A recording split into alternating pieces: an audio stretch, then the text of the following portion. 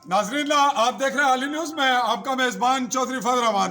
पाकिस्तान के ज़ेर कंट्रोल आज़ाद कश्मीर के ज़िला मेंबर की तहसील समाहनी के तहसीली हेडक्वार्टर में आज 12 नवंबर 2020 की तारीख में सुबह 8:30 बजे से 2-2.5 घंटे तक जारी रहने वाली इंडियन मोटर शेलिंग फायरिंग और मोटर शेलिंग के गोले सिविल आबादी में शहर तहसीली हेडक्वार्टर में पड़ने से जो नुकसान हुआ, हम आपको उसके मुख्तलिफ क्लिप्स दिखा रहे हैं। और ग्राउंड सिचुएशन, चूँकि मेरा ताल्लुक LOC के इलाका निहाला से है, मैं पहले वहाँ रिपोर्टिंग करके यहाँ ज़रा ताख़ीर से पहुँचा।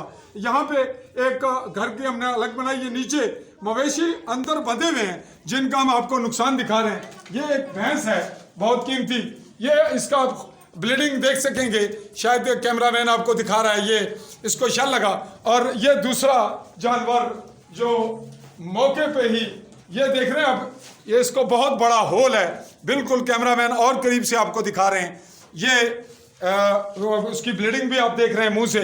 ये मौके पे ही इस जो शल लगने से इसकी डेथ हो गई और ये शल यहीं बंधे हुए अंदर आए। तो नाजरीन, अगले मरले